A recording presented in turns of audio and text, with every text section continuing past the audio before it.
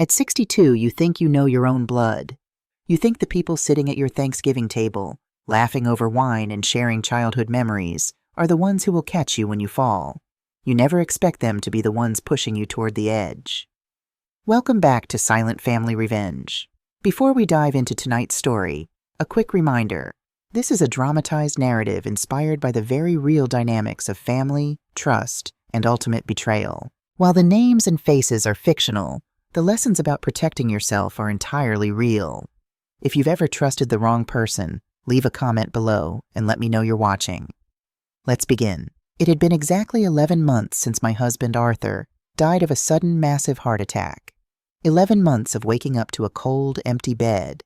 11 months of pretending I was holding it together. It was a rainy Tuesday evening in November. I was standing in this grand ballroom of the Beaumont Hotel, attending a charity gala for local businesses. I was wearing a tailored navy gown, my silver blonde hair perfectly styled, holding a glass of champagne I had no intention of drinking. I was doing what Arthur and I had always done, playing the part of the successful, unbothered real estate founders. The room was full of noise, clinking glasses, jazz music, the hum of polite conversation, but I felt completely isolated. I was just about to excuse myself and head for the coat check when the phone in my evening clutch vibrated. I glanced at the screen. It was Ben, the contractor I'd hired 2 days ago to look into a faint, persistent gas smell in the old detached garage Arthur used to use as a woodworking shop. I stepped into the quiet hallway and answered. "Ben? Did you find the leak?" His voice didn't sound right. It was tight, breathless, like he was trying to keep someone from hearing him. "Mrs. Sterling, the gas line was tampered with, but that's not why I'm calling." He paused, and I could hear the heavy rain hitting the tin roof of my garage through the receiver. "I found something behind the drywall. You need to come home right now. And Mrs. Sterling? Come alone." My blood ran cold. I didn't say goodbye to the hosts. I didn't wait for the valet. I walked 2 blocks in the freezing rain to where I'd parked my car, my mind racing through 100 different terrifying scenarios. The drive back to my house in the suburbs usually took 20 minutes. That night, it felt like an eternity. The rhythmic thumping of the windshield wipers sounded like a ticking clock. When I pulled into the driveway, Ben was standing under the garage awning, his heavy tool belt slung over his shoulder, looking deeply uncomfortable. He didn't say a word as he led me inside. The garage smelled of damp concrete, old cedar wood shavings from Arthur's projects, and the faint, bitter scent of natural gas. Ben pointed a heavy-duty flashlight toward the back wall. Arthur's massive steel tool chest, which had sat flush against the drywall for a decade, had been dragged forward, leaving deep, fresh gouges in the concrete floor. Behind where the chest used to be, a neat rectangular section of drywall had been cut out. It wasn't a hole. It was a concealed door on hidden hinges. "Someone shoved the tool chest trying to get to this," Ben said quietly, shining the light on the gas pipe running along the baseboard. "When they forced the heavy chest backward, it knocked the gas fitting loose. That's where your leak came from." He stepped aside. "I'll be in my truck, Mrs. Sterling. Take your time." When the heavy garage door rolled shut, leaving me alone in the silence, my hands began to tremble. I stepped up to the wall and pulled the drywall panel open. Inside the dark cavity sat a heavy, fireproof metal lockbox. On top of it was a piece of masking tape. Written in Arthur's unmistakable, meticulous handwriting were 3 words. "For Monica. Urgent." I pulled the heavy box out and set it on the workbench. It wasn't locked. The latch gave way with a heavy metallic click. I opened the lid. The first thing I saw was the cash. Stacks of $100 bills, bound tightly with thick rubber bands. My brain couldn't process the math, but it looked like tens of thousands of dollars.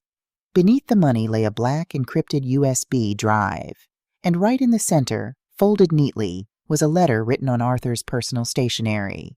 I unfolded the thick paper, my vision blurring as I read the first line.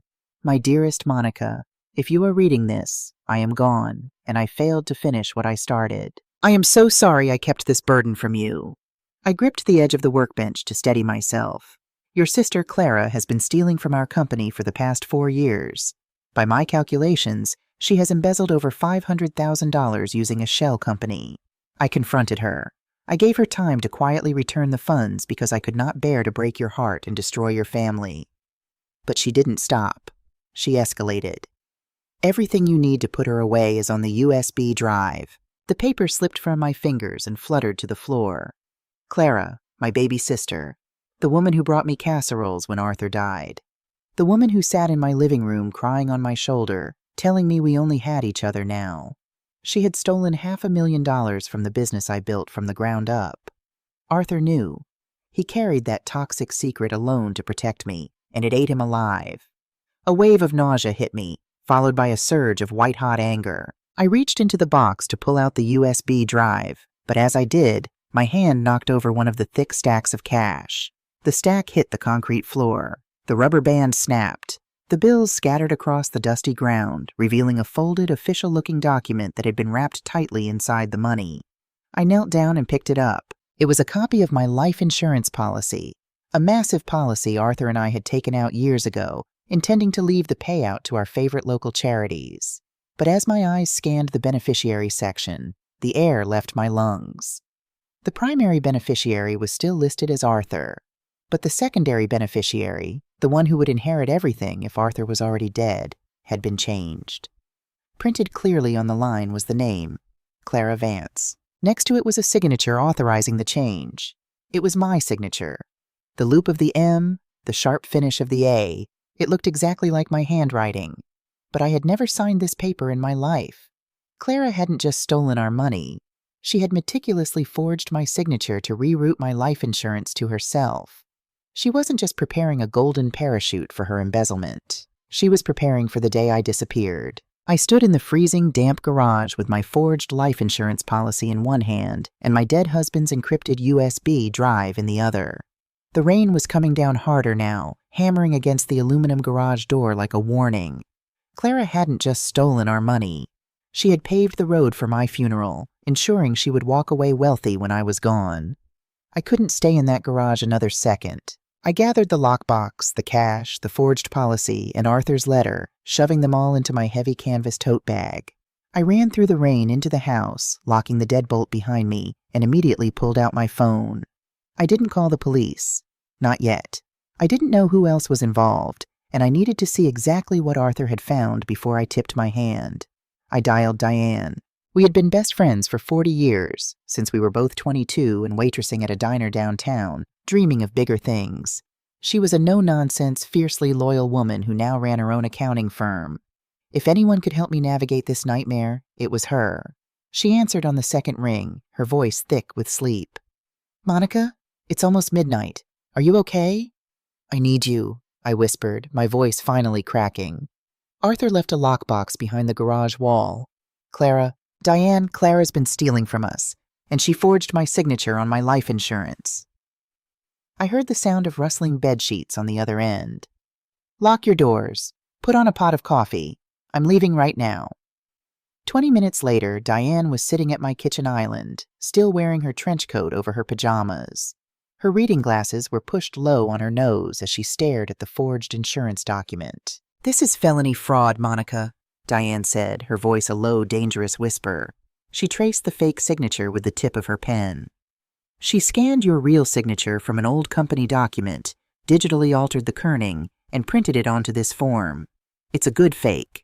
A bank wouldn't catch it, but a forensic examiner would tear it apart." She looked up at me, her eyes filled with a mixture of rage and profound sorrow. "Your sister did this, while she was sitting at your dinner table playing the grieving aunt." "I know," I said, staring at the black USB drive sitting next to my laptop. "But Arthur said the proof to put her away is on this drive. We just have to get into it." I plugged the USB drive into my laptop. A single ominous prompt popped up on the screen. "Enter password." There was a tiny, unencrypted text file resting next to the locked folder. I clicked it. It was a note from Arthur. "Monica, if I didn't get to tell you this password myself, use the month and year we almost lost everything. Our deepest shared pain." No spaces. Diane pulled her chair closer. "The month and year you almost lost everything? Was it 2008? The housing market crash?" I shook my head, my throat tightening. I typed October 2008. A red box flashed. Access denied. "Maybe the year Arthur had his first scare with his heart?" Diane suggested gently. I typed May 2015. Access denied. We spent the next 45 minutes typing in every miserable date we could think of. The day my father died. The month we almost had to declare bankruptcy early in our marriage. The day Arthur's business partner sued him. Denied, denied, denied. I sat back, rubbing my burning eyes. The kitchen was dead silent except for the low hum of the refrigerator. Our deepest shared pain, I whispered to myself. And then it hit me. A memory so buried, so agonizing, that Arthur and I hadn't spoken of it in over 2 decades. Before we built the real estate company, before the wealth and the galas, we had tried to adopt a little boy. His name was Leo. He lived with us for 6 months. We had painted his nursery, bought him a little tricycle, and loved him with every fiber of our beings. But due to a devastating legal loophole and a corrupt social worker, his biological family, who had previously abandoned him, sued for custody and won. We had to pack his tiny suitcase and hand him over to strangers in a cold courthouse hallway. It was the day our hearts truly broke. We never tried to adopt again. We just threw ourselves into work to numb the pain. Diane looked at me, seeing the color drain from my face. "Monica, what is it?" "It wasn't money," I said, my voice trembling as my fingers hovered over the keyboard. "It was Leo." I slowly typed the letters and numbers. August 1998. I hit enter. The screen froze for a fraction of a second. Then the lock icon vanished. The drive opened. A master folder appeared on the screen, meticulously organized the way only Arthur could do it. There were subfolders labeled bank transfers, forged approvals, IP traces, Clara's casino debts, and right at the top, a folder titled Cascade Consulting LLC, The Shell Game. Diane leaned in, her accountant instincts taking over. She clicked open the first spreadsheet. "My God, Monica," she breathed. "Look at this." Line by line, Arthur had tracked every fraudulent invoice. Every month for 4 years, Clara had submitted an invoice for property coordination services under the name Cascade Consulting. The amounts varied: $8,500 one month, $12,200 the next, just random enough to avoid triggering automatic financial audits. She was approving her own fake invoices as the company's operations manager, then routing the money to this LLC, Diane explained, her finger tracing the screen. Arthur pulled the state registry for Cascade Consulting. "Look at the registered address." I read the address aloud. 442 O'Miller Road, Suite B. I knew that address. It was in the industrial district on the edge of town. "I'm going there," I said, standing up and grabbing my coat. "Monica, it's 2 a.m., Diane argued, though she was already putting her trench coat back on. "You can't go creeping around industrial parks in the middle of the night." "Watch me," I said. We drove through the rain-slicked streets of the city, the only car on the road. The streetlights flickered as we pulled onto Miller Road. I slowed the car down, squinting through the windshield wipers, looking for a building, an office park, anything that looked like a consulting firm. I pulled up to the GPS coordinates for 4420 Miller Road. I put the car in park and stared out the window. Diane let out a harsh, bitter laugh beside me. There was no Suite B. There was no office building. It was a dilapidated, abandoned strip mall. The storefront where Cascade Consulting was supposedly headquartered was a boarded-up dry cleaner with a collapsed roof and graffiti sprayed across the brick. Clara had stolen $500,000 of my husband's life's work, and she had funneled it all into a ghost company sitting in a pile of rubble. But as Diane and I would soon discover, the money didn't stop at Cascade Consulting. Clara was just the middleman. The real mastermind was someone sitting right under our noses. The drive back to my house was dead silent. The rain had slowed to a miserable drizzle, matching the cold dread settling deep in my chest. I stared out the passenger window, watching the streetlights illuminate my pale reflection in the glass. At 62, I had prided myself on my sharp instincts. In real estate, I could spot a bad investment from a mile away. But when it came to my own sister, I had been completely blind. Diane pulled her car into my driveway and cut the engine. We didn't say a word as we walked back into the kitchen. The coffee in the pot had gone cold and bitter, but Diane poured us both a mug anyway. I wrapped a heavy cashmere shawl tightly around my shoulders, trying to stop the shivering that had nothing to do with the temperature. "She set up a dummy corporation," Diane said, her voice cutting through the silence as she sat back down at the laptop. "She sent invoices for properties that didn't need coordinating. But Monica, Arthur was a meticulous man. He audited the company accounts every quarter. How did she get the money out without him noticing a giant red flag? Because she had the master ledger, I whispered, the sickening realization finally clicking into place. Arthur trusted her with the primary reconciliations. She was the one who prepared the quarterly reports for him to review. She just hid the Cascade Consulting payouts under routine maintenance categories. Okay, but where did the money go? Diane clicked back to the main directory of the USB drive. She opened the folder labeled Bank Transfers. Inside was a massive Excel spreadsheet. Arthur had somehow tracked the money leaving the company's operating account, hitting the Cascade Consulting account, and then moving again. Look at this. Diane pointed to the screen, her acrylic nail tapping the glass. Cascade receives $12,400 on the 3rd of the month. On the 4th, $12,000 is wired out. Every single time. The money never stayed in Clara's account for more than 24 hours. Where was she sending it? I asked, leaning in. A casino? I know she used to gamble years ago. Diane scrolled to the right side of the spreadsheet. No, not a casino. It's an ACH transfer to an institution called Vanguard Horizon Trust. A trust fund. Clara wasn't blowing the money on slot machines or designer clothes. She was hoarding it. Let's see what Arthur found on Vanguard Horizon, Diane said, opening another subfolder. There was a PDF document inside, titled Vanguard_Horizon_registration.pdf. It looked like a private investigator's background report. Arthur hadn't just looked at the bank statements. He had hired someone to dig deep into the offshore and private trust networks. Diane opened the PDF. We scrolled down to the registration details. My eyes scanned the legal jargon, looking for Clara's name. Primary beneficiary, Clara Vance. Trustee and managing director. My heart stopped. The name printed in bold black ink wasn't Clara. It was Marcus Vance. Marcus! Diane gasped, staring at the screen in disbelief. My brother-in-law. The quiet, gentle architect. The man who sat at my Thanksgiving table every year, pouring the wine, wearing his modest tweed jackets, driving a 10-year-old Volvo.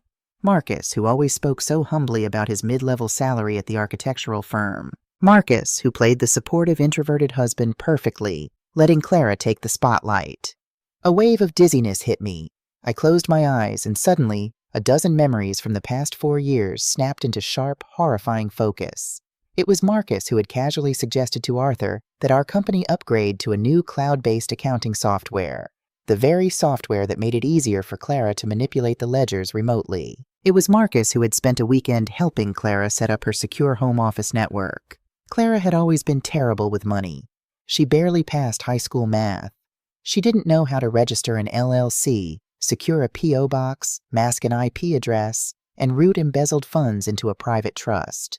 She wasn't smart enough to pull this off alone. She wasn't the mastermind. He built it, I whispered, my voice trembling with a mixture of awe and absolute disgust. Marcus is an architect. He builds structures. He built a financial structure to steal from us, and he used Clara as the demolition crew. Diane looked at me, her face pale. They've been plotting this together, right under your roof, right in front of Arthur. The reality of it was suffocating. I had been grieving my husband for 11 months, leaning on my sister and my brother-in-law for emotional support, crying on their shoulders, while they secretly sat on $500,000 of my money. They had smiled in my face while holding the knife in my back, and they had forged my signature on my life insurance. Marcus and Clara weren't just thieves. They were predators waiting for their prey to die. I looked toward the kitchen window. The heavy rain had stopped, and the sky was just beginning to turn a bruised, pale purple. Dawn was breaking. It was 6 a.m. on a Wednesday. Just then, the silence of the kitchen was shattered by a sharp buzz. My phone, sitting on the counter, lit up with a text message. I stared at it. Diane held her breath. I reached over and picked it up. It was a text from Clara. Morning, sis. Just checking in. Marcus is making his famous quiche for Sunday brunch this weekend, and we insist you come over. You've been working too hard. We want to take care of you. Love you. I read the words again and again. We want to take care of you. A cold, dangerous calm settled over me. The tears that had been threatening to fall all night dried up instantly. At 62, I had survived market crashes, the painful loss of my adopted son Leo, and the sudden death of the love of my life. I was not going to be taken down by a mediocre architect and a greedy sister. I looked at Diane. She wants me to come to brunch. Diane's eyes narrowed. What are you going to do? I set the phone face down on the marble counter. I'm going to smile. I'm going to eat his famous quiche. And then we are going to find a lawyer who specializes in tearing people's lives apart. Sunday morning arrived crisp and bright, the kind of clear autumn day that makes you want to believe the world is fundamentally good. I dressed carefully. I chose a tailored cream cashmere sweater and slacks, applied my makeup with military precision, and wore the diamond tennis bracelet Arthur had given me for our 30th anniversary. I was not going into battle looking like a victim. I drove to Clara and Marcus's home in the prestigious Oak Creek subdivision. It was a stunning mid-century modern house, surrounded by manicured Japanese maples and a flawless lawn. I remembered when they bought it 3 years ago. Arthur had been surprised, privately mentioning to me that Marcus's salary at the architectural firm couldn't possibly cover the mortgage of a $2 million property. Clara had told us her investments were doing well. We had celebrated with them. We had brought an expensive bottle of champagne to their housewarming party. Now, as I parked my car in their circular driveway, I looked at the imported slate roof and the custom mahogany front door, and I felt sick to my stomach. I bought this house, I realized. Every brick, every window, every piece of expensive mid-century furniture was paid for with my husband's sweat and the money they stole from us. I took a deep breath, plastered a warm, relaxed smile on my face, and rang the doorbell. Marcus opened the door. He was wearing a linen apron over a crisp button-down shirt, holding a kitchen towel. He looked like a spread from a lifestyle magazine, the perfect domestic husband. "Monica, you made it," he smiled warmly, leaning in to kiss my cheek. His aftershave smelled of sandalwood and expensive cedar. I forced my muscles not to tense as his skin brushed mine. "I wouldn't miss your famous quiche, Marcus," I said smoothly, stepping into the foyer. Clara appeared from the hallway, rushing toward me with open arms. She was 55 but spent a fortune to look 40.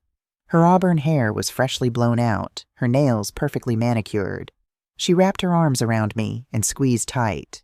"Mon, oh look at you," Clara said, pulling back and studying my face with an expression of deep manufactured concern.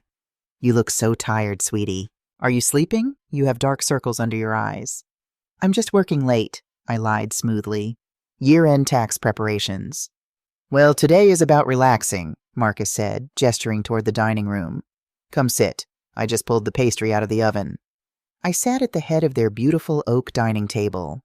Marcus served brunch, a Gruyere and spinach quiche, roasted asparagus, and freshly squeezed mimosa.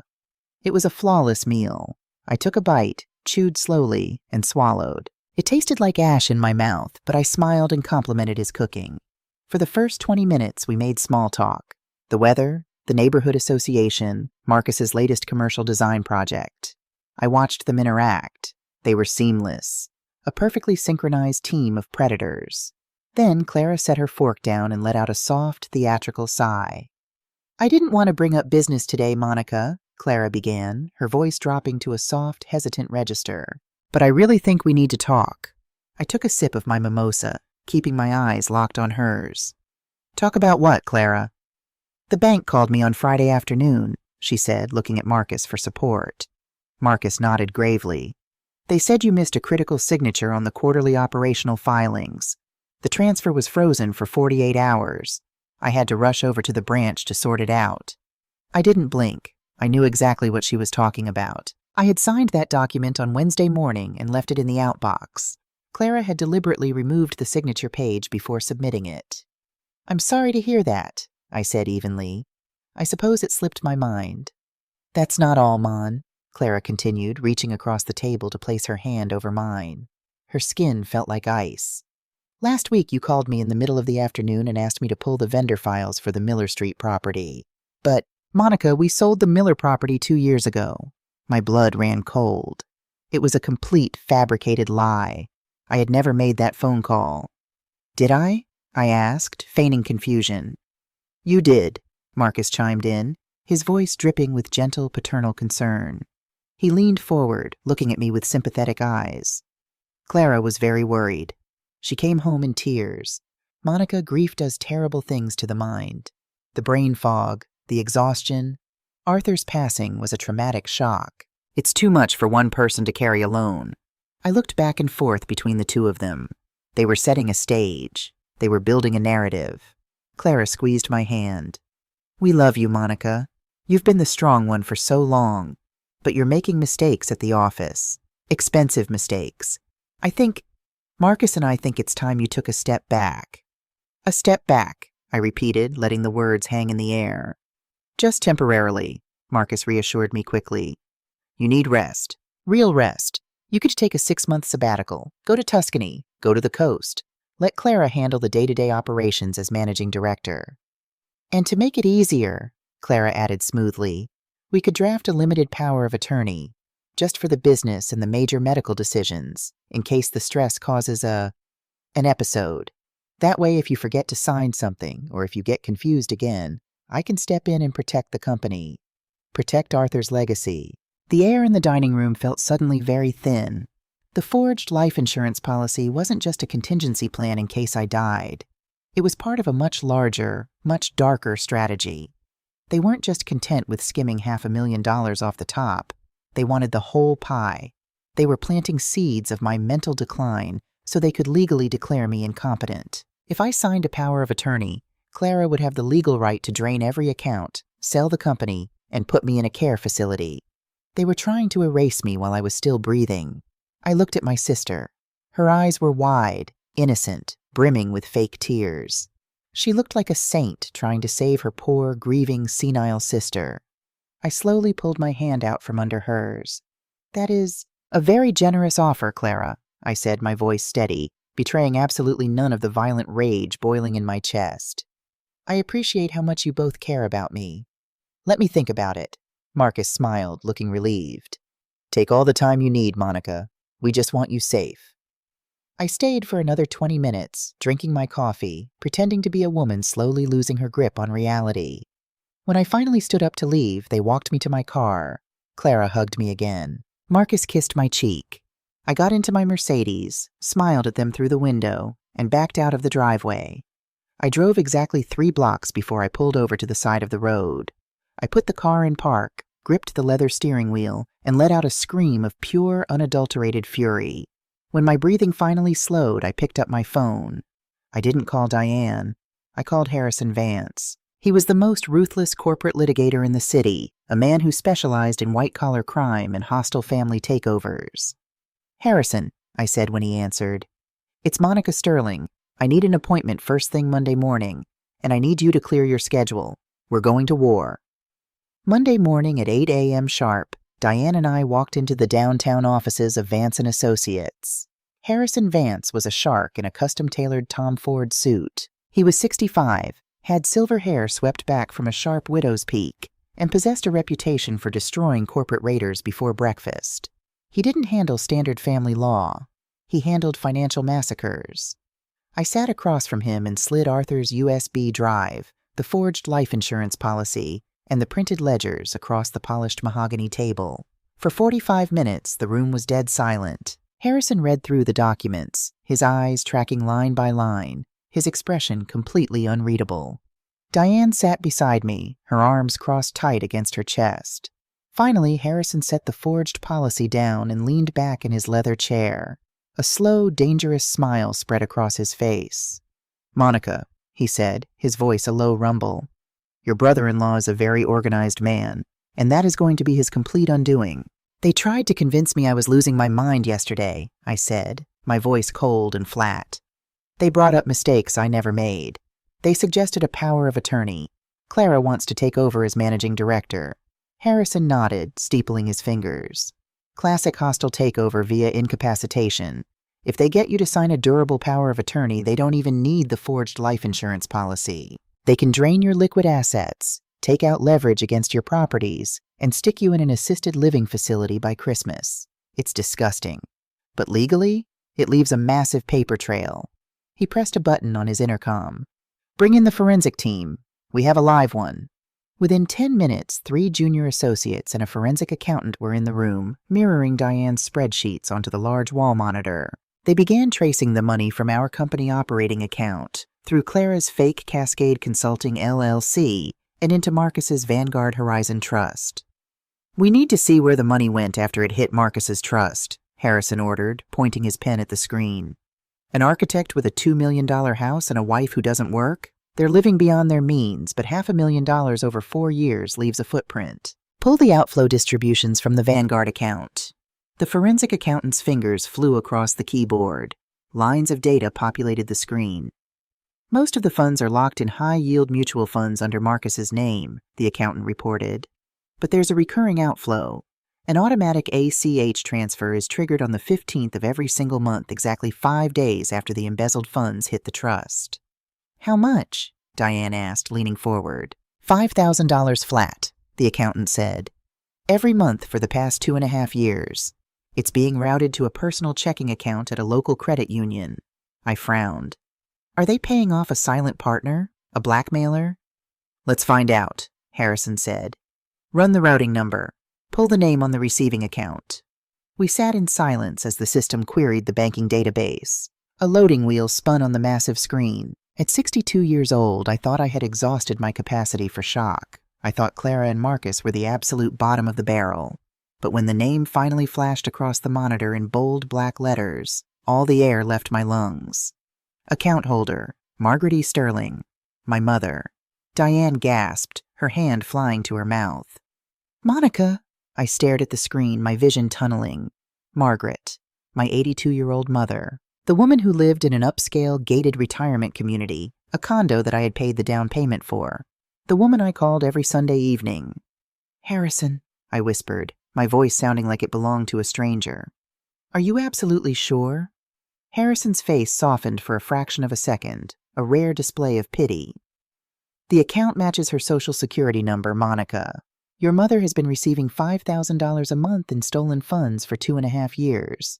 Why? Diane asked, looking as devastated as I felt. Why would she take it? Because she knew, I said, the bitter, sickening truth washing over me like ice water. Clara is a sloppy liar, but she's always been Mom's favorite. Clara must have slipped up, or Mom caught her spending too much money.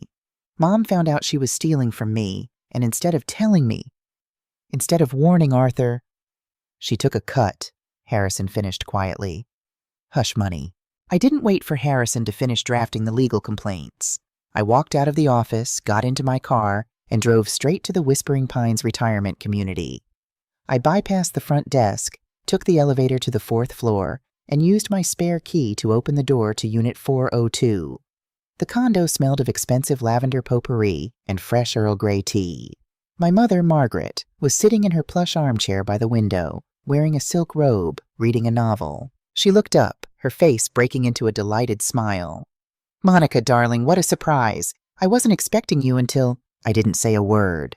I walked across the plush carpet and slammed a printed copy of the Vanguard outflow ledger onto the glass coffee table, right on top of her crossword puzzle. Margaret flinched. She looked at the paper, then up at me.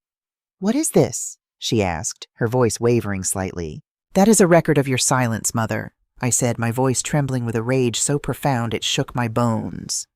$5,000 a month, $60,000 a year. That's what it cost for you to look the other way while Clara robbed my husband blind. The color drained from her wrinkled face. She reached out with a shaking hand, adjusting her reading glasses to look at the highlighted numbers. She didn't feign ignorance. She didn't ask what I meant. She just slumped back into her chair, looking suddenly very small and very old. Monica, please, she whispered, tears immediately pooling in her eyes. You don't understand. I understand perfectly, I snapped, stepping closer, towering over her. You knew.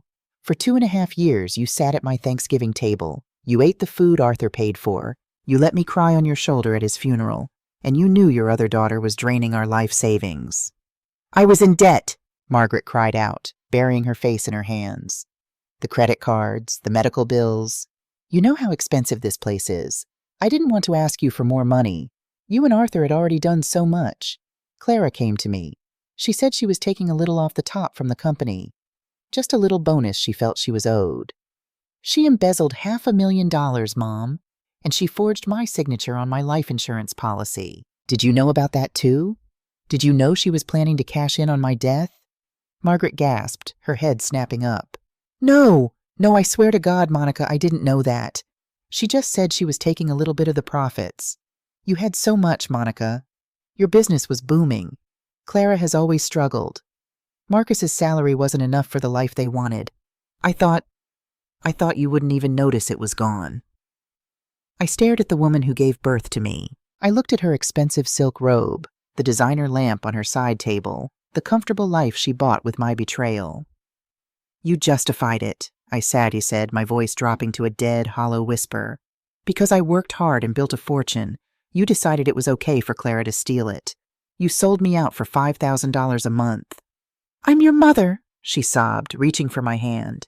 I pulled my hand away as if she were made of fire. Not anymore, I said. When the FBI freezes Clara and Marcus's accounts tomorrow morning, your hush money stops. And when the eviction notice comes for this condo because you can't pay the maintenance fees, do not call me. I turned my back on her weeping figure and walked out the door, letting it click shut behind me. I had no sister. I had no mother. All I had left was the truth.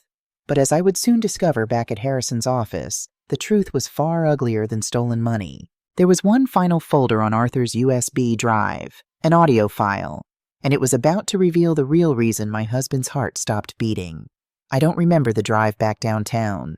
I don't remember navigating the traffic or handing my keys to the valet. My mind was entirely consumed by the image of my mother, sitting in her plush armchair, crying tears of self-pity while clutching the designer robe my stolen money had paid for. When I walked back into Harrison Vance's conference room, the energy had completely shifted. The junior associates had been dismissed. Only Harrison and Diane remained. Diane was sitting with her head in her hands, a half-empty glass of water pushed away from her. Harrison was standing by the floor-to-ceiling window, staring out at the gray city skyline. I set my purse on the table. My mother took the hush money, I said, my voice hollow. She knew for 2.5 years. Diane looked up at me, her eyes red-rimmed. Monica, she started, her voice breaking. Forget the money. Please, sit down. I looked at Harrison. He turned away from the window, his expression grim. He walked over to the laptop at the center of the table. While you were confronting Margaret, Harrison said, his tone stripped of its usual predatory confidence, my forensic tech cracked the final encrypted folder on Arthur's USB drive. It wasn't an Excel spreadsheet. It was an MP3 file. An audio recording? I asked, taking the seat next to Diane. Your husband knew Clara and Marcus were slippery, Harrison explained, resting his hands on the table. Arthur was a smart man. When he realized Clara had been accessing the company servers from her home IP address, he realized she might also try to tamper with his physical office. He installed a voice-activated digital recorder under his desk at home. My breath hitched in my throat. Arthur recorded her? Harrison nodded slowly. The file is time-stamped December 14th, 11 months ago, the night Arthur died. The room started to spin. December 14th, the night I had gone to a charity board meeting, leaving Arthur home alone to finish some year-end paperwork. When I returned at 10:30 p.m., I found him slumped over his desk, his phone just out of reach on the carpet. The paramedics said it was a massive, sudden myocardial infarction, a tragedy of age and stress. Play it, I whispered, my nails digging into the leather arms of my chair. Monica, you don't have to listen to this, Diane pleaded, reaching for my hand. It's horrific. Let Harrison just use it for the indictment. Play it, I commanded, my voice turning to steel. Harrison clicked the mouse. There was a second of static, followed by the familiar, comforting sound of Arthur clearing his throat. My eyes immediately filled with tears. Just hearing his voice again, steady, deep, and alive, felt like a physical blow to the chest. Then the sound of the heavy oak door opening, Clara's voice. Arthur? The front door was unlocked. Are you working late? Arthur's voice, cold, tightly controlled. Sit down, Clara. Close the door. There was the sound of a chair scraping against the hardwood floor. Clara. What's going on? You sounded awful on the phone. Is Monica okay? Arthur. Monica isn't here, and you can drop the act. I found Cascade Consulting. A heavy, suffocating silence filled the recording. When Clara finally spoke, the sweet, high-pitched sisterly tone was gone. Her voice was flat, sharp, and dripping with venom. Clara. You don't know what you're talking about. Arthur. I have the IP logs. I have the Vanguard Trust routing numbers. I know about Marcus. $500,000, Clara. You've been bleeding my wife dry for 4 years. Clara letting out a short, bitter laugh. Your wife, Saint Monica, with her charity galas and her perfect hair and her $2 million real estate empire. She always had to be the best, didn't she? Mother's little overachiever. You have no idea what it's like living in her shadow. Arthur. So you stole her future to punish her? I'm going to the police tomorrow morning, Clara. I've compiled everything. You and Marcus are going to prison. The sound of a chair being pushed back violently. Clara. No, you're not. Because if you go to the police, Arthur, I will burn Monica to the ground with me. Arthur, his voice rising. You have nothing on her. Clara. I have 14 vendor contracts with her signature on them. Contracts authorizing the payments to Cascade Consulting. I have emails sent from her account detailing the embezzlement. Marcus is an architect, Arthur. He knows how to build a paper trail. If you go to the DA, I will hand them a file proving Monica was the mastermind. Who do you think a jury will believe? The struggling sister or the wealthy, greedy CEO hiding assets? Arthur. You forged her signature. You framed her. Clara. I secured my leverage. You breathe a word of this to anyone, and Monica spends her golden years in a federal penitentiary. There was a sudden, sharp intake of breath on the recording. Arthur, voice strained, tight. Get out. Get out of my house. Clara. We understand each other, don't we, Arthur? Arthur, gasping heavily now, a wet, ragged sound. My chest, the pills, in my drawer. There was a loud thud, like a heavy body hitting the desk, followed by the sound of papers scattering to the floor. Arthur was groaning, a terrible, desperate sound of a man fighting for air. Arthur. Clara, please, call 911. I stopped breathing. In the conference room, Diane was openly weeping. I stared at the speakers, completely paralyzed. Clara's voice, cold, detached, devoid of any human empathy. If you die, Arthur, the problem solves itself. Monica will never know to look. Arthur. Phone! My phone! There was the sound of a shoe stepping on the carpet, the faint rustle of fabric. Clara was leaning over him. Clara. I'll just take this. You don't need it anymore. Just close your eyes, Arthur. It will be over soon. The heavy oak door opened and clicked shut. For 2 excruciating minutes, the recording captured nothing but the sound of my husband fighting and failing to draw breath in an empty room. And then, absolute silence. Harrison clicked the space bar. The recording stopped. The silence in the conference room was deafening. I didn't cry. I didn't scream. The grief that had been weighing me down for 11 months didn't just evaporate. It crystallized. It turned into something hard, sharp, and incredibly dangerous. My sister hadn't just stolen our money. She hadn't just planned to steal my life insurance. She had watched my husband die, and she had stolen his phone to make sure he couldn't call for help. It was depraved heart murder. Depraved indifference, Harrison said, as if reading my mind. His voice was a low, lethal whisper. In this state, willfully preventing someone from receiving life-saving medical care during a cardiac event is negligent homicide. Minimum. Diane looked up, her face tear-stained and pale. She killed him. She actually killed him. I stood up from the table. I smoothed the wrinkles out of my cashmere sweater. I looked at the dark city skyline beyond the glass. Harrison, I said, my voice completely devoid of emotion. Clara and Marcus want me to sign a durable power of attorney. They want me to step down and hand them the company. They think I'm breaking under the grief. Harrison stood up, buttoning his suit jacket. Yes, they do. I want you to call their bluff, I said, turning to face him, my eyes burning with a cold, absolute resolve. I want you to draft the power of attorney. I want you to draft the transfer of the managing director title. Give them exactly what they asked for. Diane stared at me in horror. Monica, what are you doing? I am setting a trap, I said softly. Call Clara. Tell her I've had a breakdown. Tell her I'm ready to surrender the company to her and Marcus. Set up a formal mediation meeting for Friday afternoon to sign the papers. Harrison's predatory smile returned, sharper than ever. Lure them into a room, make them think they've won the lottery, and then drop the guillotine. I don't just want my money back, I said, looking down at the USB drive that held Arthur's last moments on Earth. I want to watch the hope die in their eyes. I want to take their house, their freedom, and their future. I want to leave them with absolutely nothing. If you want to trap a predator, you have to bleed. You have to convince them you are wounded, helpless, and completely at their mercy. At 62 years old, after building a real estate empire from the ground up, I knew how to negotiate from a position of power. But negotiating from a position of absolute weakness? That required a masterclass in deception. It was Tuesday morning, exactly 24 hours after I had listened to my sister watch my husband die. I was sitting in Harrison Vance's office, staring at the speakerphone on his desk. Harrison had just dialed Clara's number. He held up a finger, signaling me to stay completely silent. Clara answered on the second ring. "Hello? This is Clara Vance." "Mrs. Vance, good morning. This is Harrison Vance, senior partner at Vance & Associates. I am your sister Monica's corporate attorney." There was a slight, telling pause on the other end of the line. Clara was calculating. "Mr. Vance, is everything all right? Is Monica okay?" Harrison let out a heavy, perfectly calibrated sigh. He sounded like a tired professional dealing with an unfortunate family tragedy. "That is precisely why I'm calling, Mrs. Vance. Monica came to my office yesterday afternoon to review some year-end tax documents.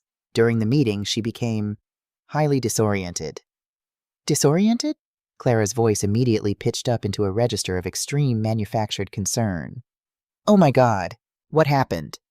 She began speaking as if her husband Arthur were still alive. Harrison lied smoothly, rubbing his chin. "She was asking me to conference him in. When my paralegal gently reminded her that Arthur had passed, Monica suffered what appeared to be a severe panic attack. She was weeping, confused, and asking for you." I listened to my sister take a sharp, entirely fake breath. "I knew it," Clara whispered, sounding heartbroken. "Marcus and I have been so worried. She's been slipping for weeks. The grief is just destroying her." "I am inclined to agree," Harrison said gravely. "Mrs. Vance, Monica instructed me to draft a durable power of attorney and a formal transfer of her managing director title to you. She said she can no longer bear the weight of the company. She wants to step down." The silence that followed was heavy with Clara's suppressed triumph. I could practically hear the champagne cork popping in her head. I am stunned," Clara said, her voice trembling with artificial humility. "I never wanted to take her company, but if she needs me to step in to protect Arthur's legacy, of course I will. Whatever my sister needs." "Excellent," Harrison said briskly. "I have drafted the surrender of equity, the power of attorney, and the operational transfer. I would like to schedule a formal mediation and signing for this Friday at 2 p.m. at my office. Will you and your husband be available?" "We will be there," Clara said immediately. Not a second of hesitation. "Perfect. I will see you Friday. And Mrs. Vance, be gentle with her. She is very fragile right now." Harrison hung up the phone. He looked across the desk at me. "She took it," I said, my voice barely above a whisper. "Hook, line, and sinker," Harrison replied, a cold smile touching his lips. "But she's going to want to verify it. She's going to come to your house to see the damage for herself. You need to be ready to give her the performance of your life." On Wednesday afternoon, I prepared my stage.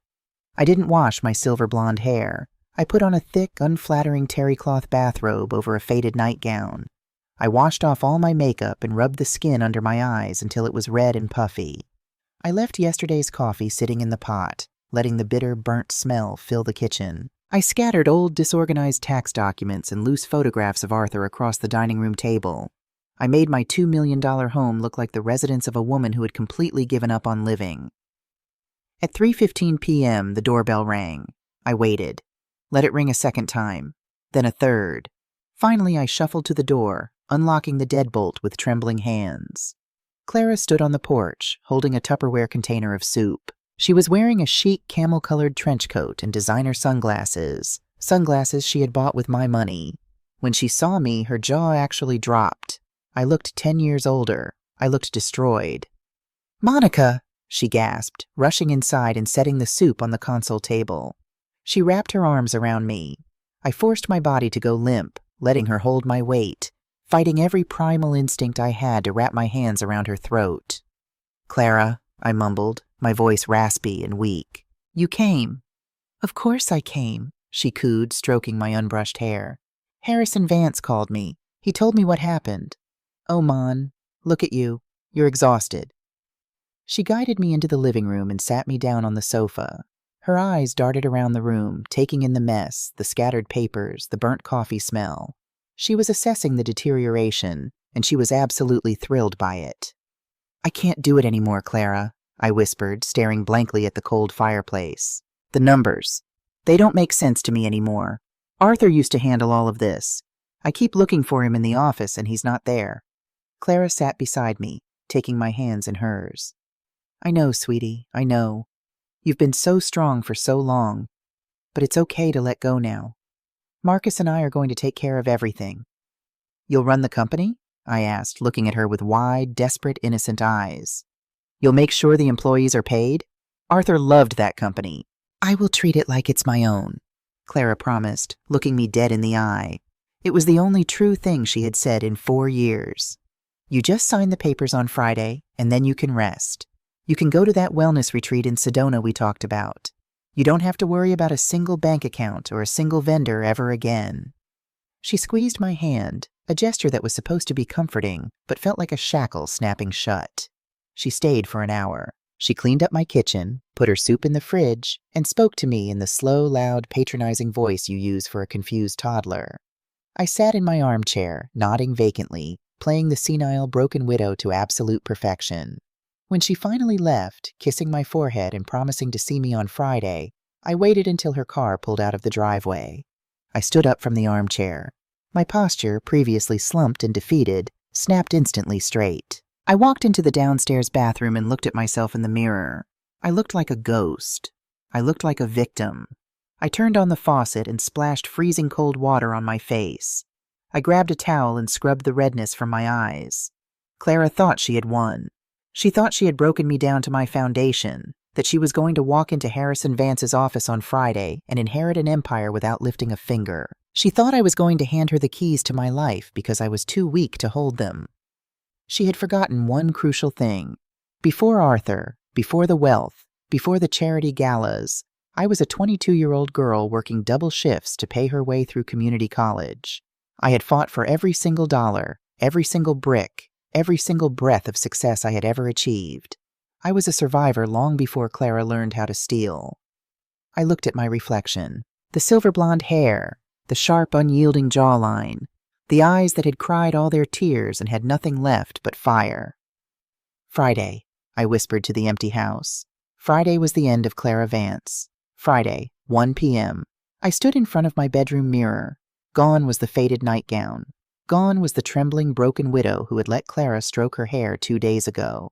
At 62, my deep brown skin bore the lines of a life hard-fought and well-earned, and my silver locks were pulled back into an immaculate, regal crown. I was wearing a tailored emerald green St. John knit suit, the color of money, the color of survival. I fastened Arthur's vintage gold watch around my wrist, letting the cool metal ground me. I didn't look like a woman who needed a power of attorney. I looked like a woman who owned the building. But when Diane and I walked into Harrison Vance's glass-walled conference room at 1:45 p.m., I instantly dropped my shoulders. I let my hands shake slightly as I set my purse on the table. Diane held my arm, playing her part perfectly, looking at me with deep, protective worry. At exactly 1:55 p.m., the heavy oak door opened. Clara and Marcus walked in. They had dressed for a funeral they were secretly thrilled to attend. Clara wore a subdued charcoal gray dress, holding a designer handbag she had undoubtedly bought with my stolen money. Marcus wore a conservative navy suit, looking every inch the responsible, caring brother-in-law. "Monica," Clara said softly, rushing around the table to pull me into a gentle hug. "You made it. I'm so proud of you. I know how hard this is." "I just want it to be over, Clara," I whispered, staring down at my hands. It was the truest thing I had said all week. Marcus took the seat across from me, folding his hands respectfully on the table. "Mr. Vance," he said, nodding to Harrison, "thank you for facilitating this. We just want to ensure Monica's health and Arthur's legacy are protected." Harrison, wearing his signature Tom Ford suit, sat at the head of the table. His face was a mask of professional neutrality. He opened his leather briefcase and pulled out a thick stack of legal documents, placing them dead center on the mahogany table. "Let's begin," Harrison said, his voice crisp. "Before us, we have the transfer of the managing director title for Sterling Real Estate Holdings, effectively removing Monica Sterling from all operational control. Second, We have a durable power of attorney, granting Clara Vance full legal and financial authority over Monica Sterling's personal and business assets. Are we all clear on the terms? We are, Marcus said, his voice steady. Clara looked at me, her eyes brimming with fake, empathetic tears. It's going to be okay, Mon. You can finally rest.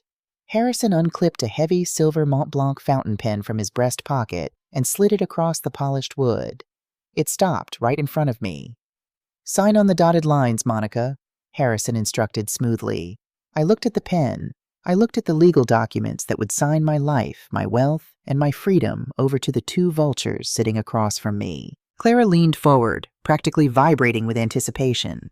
She couldn't hide the gleam in her eyes. 4 years of stealing, lying, and plotting had all led to this exact second. She was one signature away from winning it all. I reached out. My hand trembled as my fingers closed around the cold silver of the pen. I pulled the document closer. I uncapped the pen. I hovered the ink over the signature line. And then I stopped. I looked up.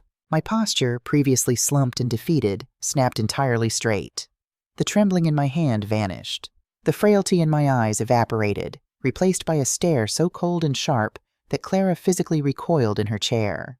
I calmly placed the cap back on the pen, set it down, and pushed the power of attorney documents away from me. You know, Clara, I said, my voice dropping an octave, ringing out loud, clear, and dripping with authority. I've been thinking about the quarterly operational filings, the ones you said I forgot to sign.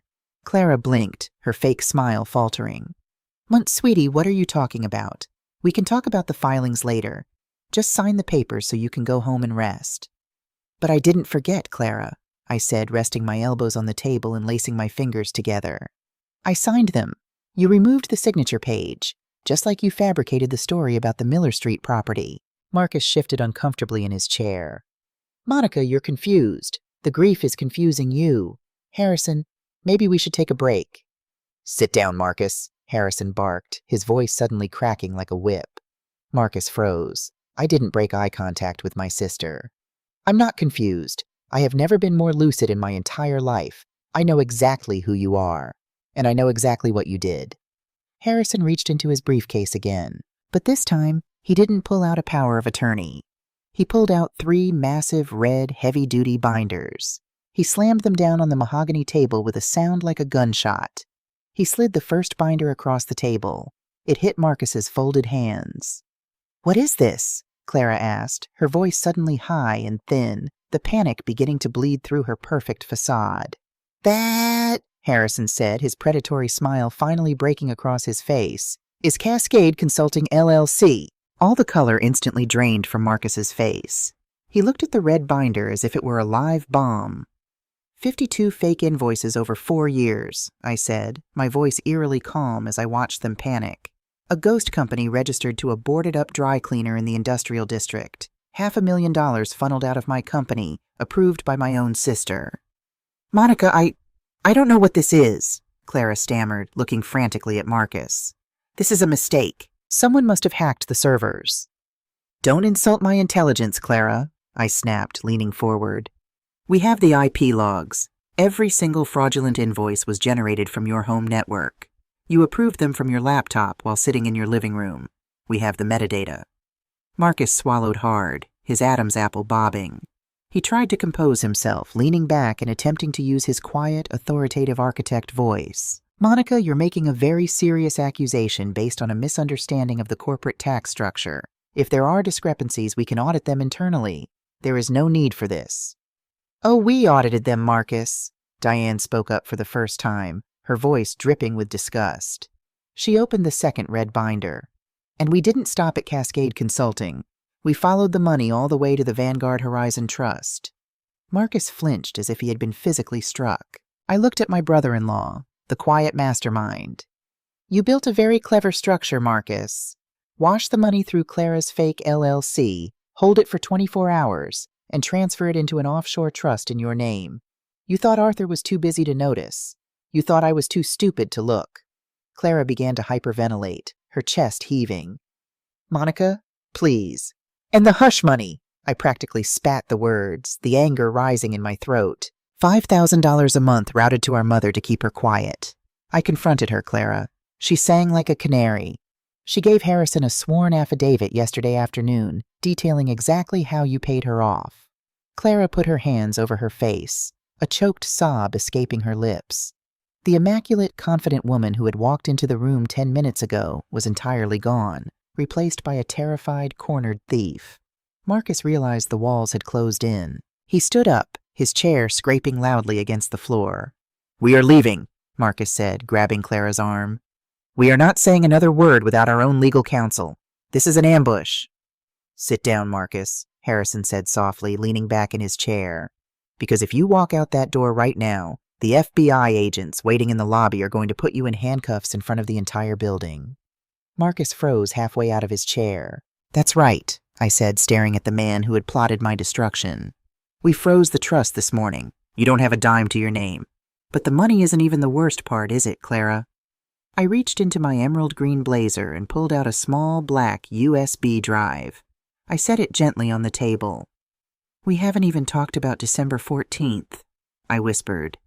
"If you have ever seen a human being realize their life is completely over, you know it doesn't happen with a scream. It happens with a terrifying, absolute stillness." When I said the words December 14th, Clara didn't move. She didn't breathe. The fake, empathetic tears that had been welling in her eyes dried up instantly, replaced by a hollow, vacant terror. Her skin turned an ashen, sickly gray. Marcus, however, looked confused. He glanced at Clara, then back at me. "December 14th?" he repeated, his brow furrowing. "What does the day Arthur died have to do with the company ledgers?" I looked at Marcus. He was the architect of the financial theft. He had built the Vanguard Trust, set up the automatic hush money transfers to my mother, and insulated himself behind Clara's fake LLC. He was a brilliant, greedy thief. But looking at his genuinely bewildered face, a sharp, chilling realization hit me. He didn't know. Marcus didn't know what Clara had done that night. He thought Arthur's heart attack was just a stroke of incredible, perfectly timed luck that kept their embezzlement hidden. "Arthur was a very thorough man, Marcus," Harrison Vance said, his voice dropping into a register of lethal calm. He reached across the table, picked up the black USB drive, and plugged it into his sleek silver laptop. He didn't just audit his bank accounts. He audited his home. When he realized Clara was accessing the company servers from your home IP address, he placed a voice-activated digital recorder under his desk in his home office. Clara finally moved. She lunged forward, her hands slamming onto the mahogany table. "No!" she shrieked, her voice cracking in pure, unadulterated panic. "Don't play it. Marcus, make them stop." "Sit down, Clara," I commanded, my voice cutting through her hysteria like a blade. "Or I will have security strap you to that chair." Marcus stared at his wife, his eyes widening as he registered her absolute terror. "Clara, what is on that drive?" Harrison didn't answer him. He just clicked his mouse. The high-fidelity speakers in Harrison's conference room crackled to life. First, the sound of the heavy oak door in my home opening. Then Clara's voice, clear as day, asking Arthur if he was working late. Marcus sat frozen in his chair, listening to the audio.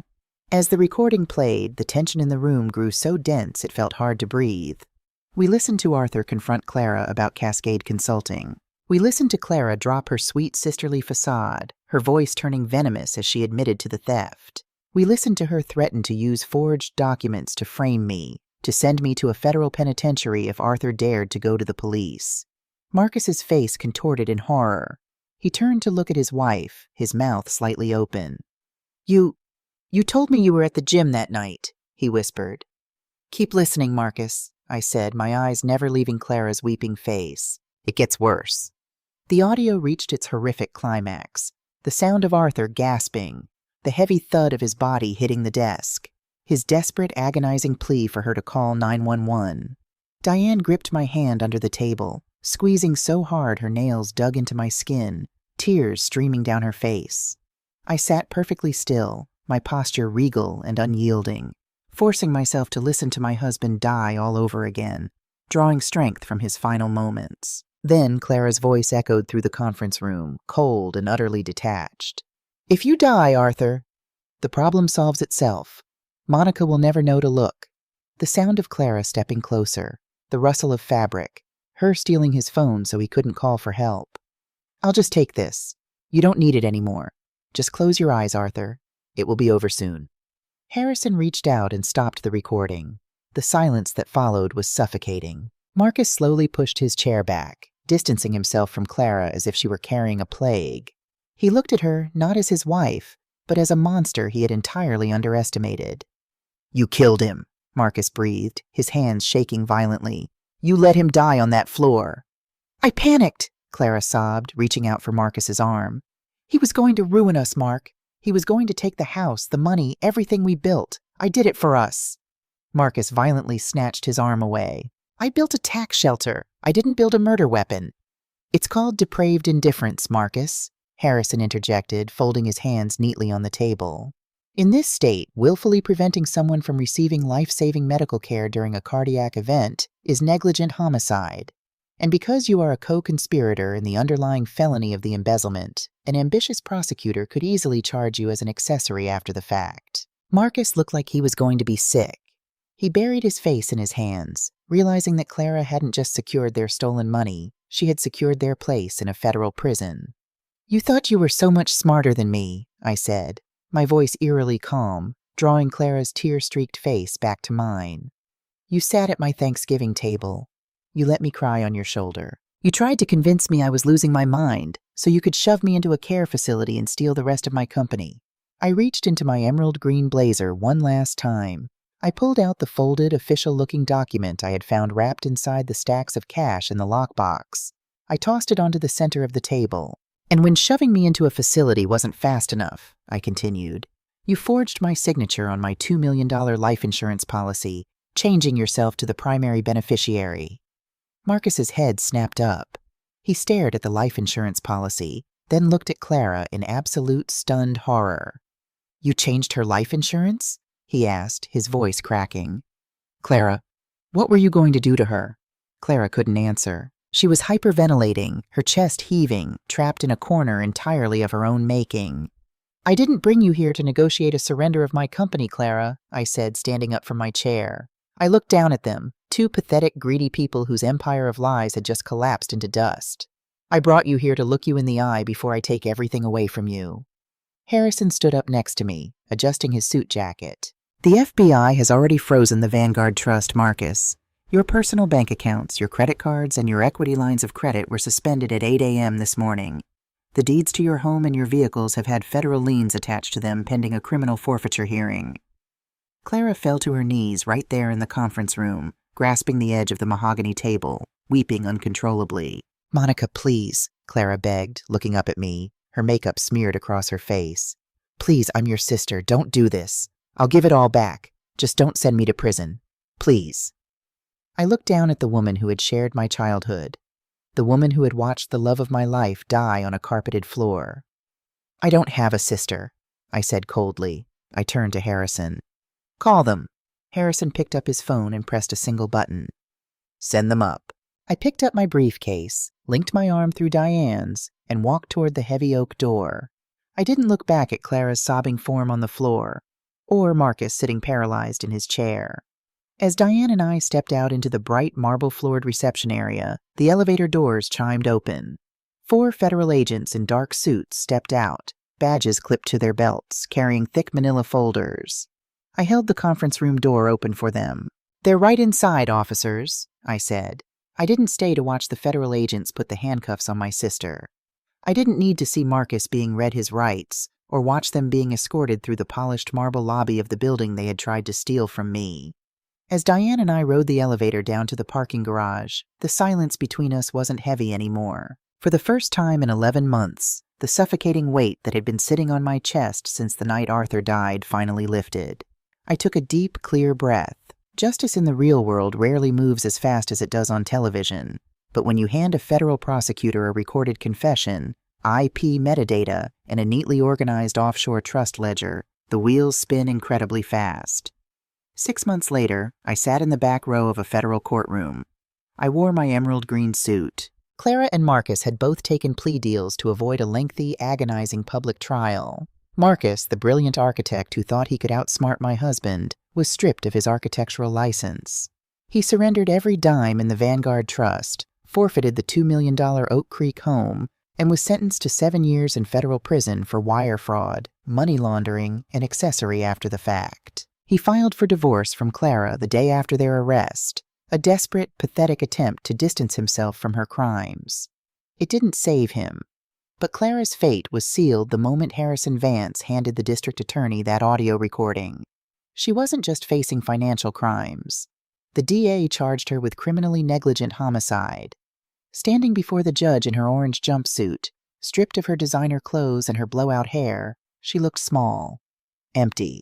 She was sentenced to 22 years without the possibility of early parole. She turned to look at me as the bailiff led her away.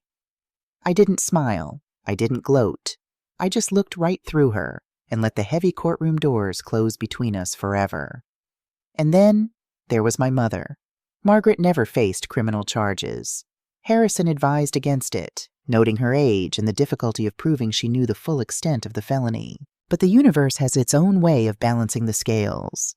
With the Vanguard Trust frozen and the hush money cut off, Margaret defaulted on her luxury condo at the Whispering Pines retirement community within 3 months.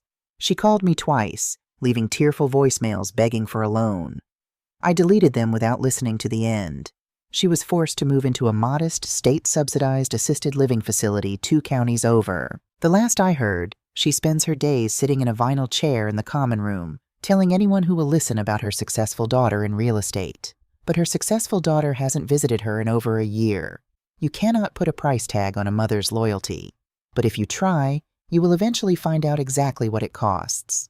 Once the trials were over, I sold Sterling Real Estate Holdings. I sold the massive house in the suburbs, packing up Arthur's woodworking tools and the memories of the life we had built. I bought a beautiful, airy house on the coast, where the sound of the ocean replaces the noise of the city. But I didn't retire. A woman who has fought for everything she has doesn't just stop. I took the $500,000 recovered from Marcus's trust, matched it with my own funds, and opened a nonprofit organization. We called it the Arthur and Leo Sterling Foundation.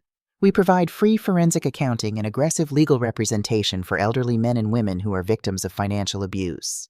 Because what happened to me happens every single day to people who don't have a Harrison Vance or a Diane to fight for them. Every time we freeze a predatory bank account. Every time we hand a case over to the DA, I look at the vintage gold watch on my wrist, and I know Arthur is smiling down at me. Thank you for staying with me until the very end of this story. I know it was heavy, but I shared my story because I know there is someone watching this right now who feels a knot in their stomach, someone who is signing papers they haven't read, someone who is letting a family member handle the accounts because it's easier, or someone who is ignoring the red flags because acknowledging them would break their heart. Listen to me. Love your family fiercely. Give them your heart. Give them your time. Give them your recipes at Thanksgiving. But never give them blind access to your independence. Trust, but verify. Protect your peace and protect the life you've built. Because the saddest truth I learned at 62 is that the knife in your back is rarely held by a stranger. It's usually held by the person sitting closest to you at the dinner table. If this story resonated with you, please hit that like button. It tells YouTube that these are the kinds of stories we need to hear. Leave a comment below. Tell me where you're watching from, and if you've ever had to set a hard boundary with toxic family. I read every single one. Make sure you subscribe to Silent Family Revenge and click the bell icon so you never miss a lesson. Until next time, hold your head high, check your bank statements, and never let anyone dim your light. God bless, and I'll see you in the next video.